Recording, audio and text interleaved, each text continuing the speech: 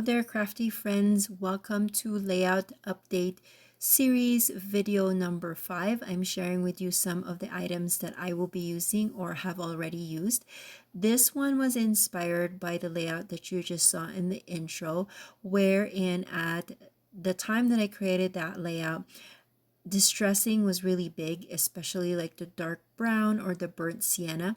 And so I thought that I would use that same technique, but kind of bring it up to this time in 2023. So if we were talking about distressing, what would we do? And so I thought about creating these ornaments that I have first dry embossed with some embossing folder.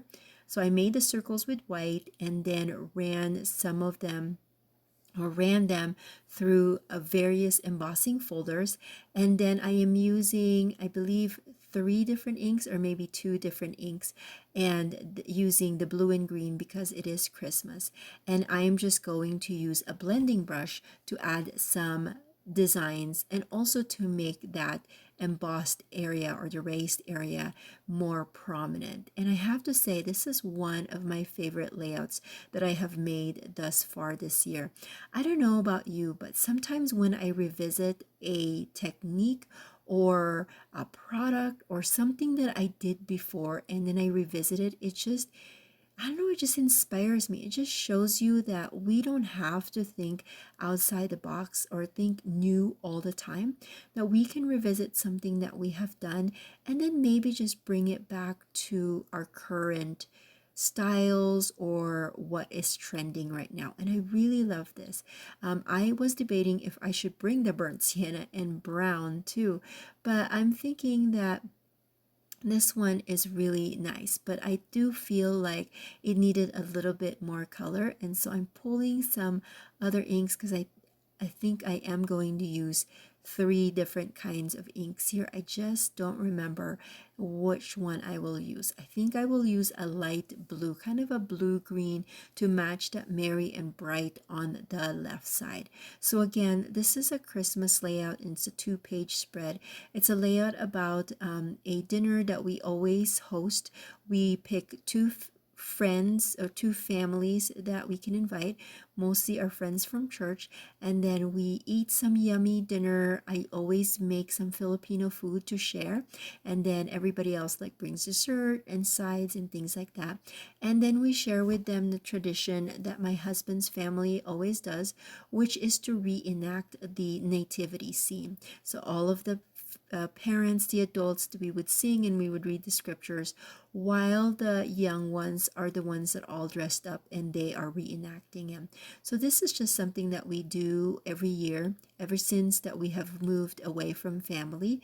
This is what we have done, and I think this one was 2020 or maybe 2021. So we had 2 families, and these are just pictures of our nativity and then also some group shots. So again, going back to the ornaments, yes, I will be making them into ornaments. There are circles right now, but they will be ornaments because I'm going to be adding some lines so that they will look like such. So one of the things that I love about this series is that it helps me to review or remember the way I scrapbook back then. And I've realized as I've been, really studying the pages that I created back then, is the thing that never changes about my kind of scrapbooking is the stories. Even if I only have 1 picture or I have 12 or 20, I always have to have some kind of journaling there, even if it's just a date or the 5 W's: what, when, where, and why, and the how. And that is something that I don't know if I can say pride myself, but it is something that I appreciate that I have not changed. I love the artistry of scrapbooking, but for me, really the thing that brings me back over and over again is preserving the memories, capturing the moments. And so that is something that I have reflected on as I had been looking at old layouts and figuring out which ones to update.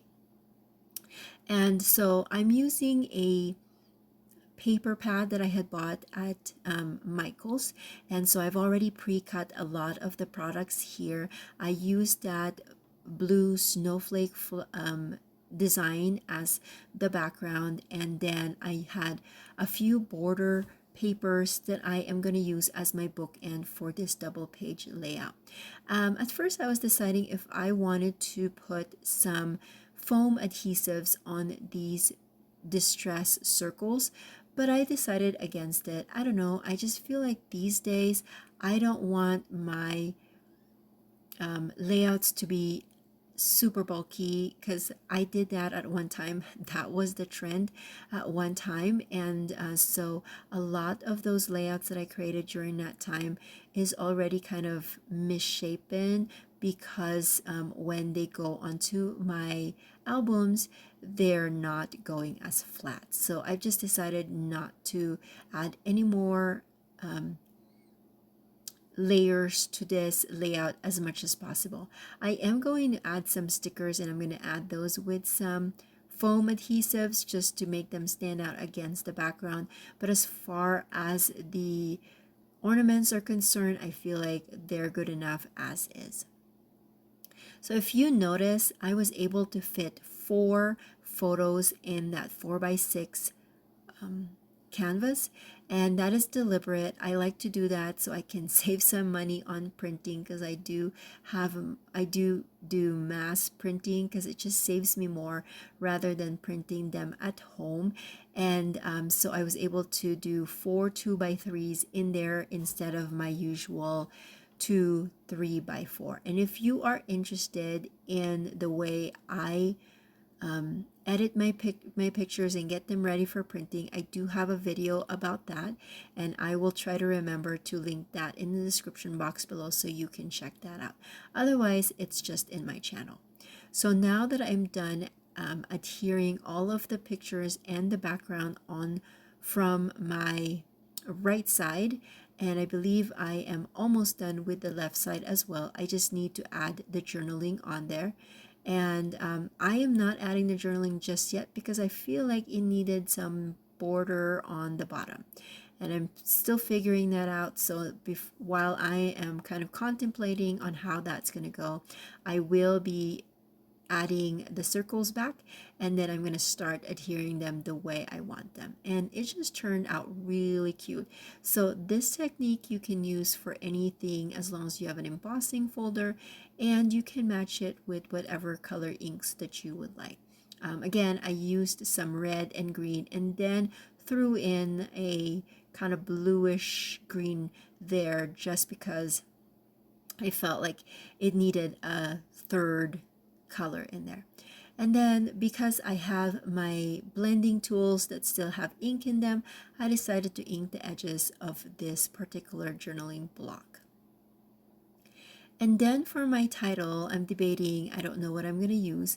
And then I'm just deciding maybe that Merry and Bright on the left side could be my journaling, and I think I'm going to go with that, just because if I add some more journaling on the bottom, it just be there's too many words in the strip. So I'm deciding that that's going to be my title, but I will be adding a few more stickers here, and you will see the finished layout in the close-up shots at the end of this video. So if you guys like this video, please consider giving it a thumbs up and subscribing, and also don't forget to hit that bell button so that YouTube will notify you when I post my next layout. I am building this channel organically, so if you know of anyone that would enjoy watching my videos or be inspired with the style of scrapbooking that I do, please make sure that you share my channel with them. If you have any questions, let me know in the comment section below, and I'll try to answer them as fast as I can. So now that I'm done building my layout and doing the things that I like, that I feel like is essential on a layout, now it's time for me to decorate. And I'm pulling some of these borders Now this one, I felt like it needed to go up, and so I'm going to put some foam adhesive on that. And that is my layout. Please make sure to like and subscribe. Sorry, I thought I was done, but not really. So I used some Nuvo drops to create the lines, and in the first one, I didn't really get it straight, and so that kind of bothered me, but it's okay. Part of the imperfection is just showing that this is a handmade layout, so I'm fine with that. But anyways, I will have some close-up shots at the end, so make sure you check that out. Until next time, have a great day.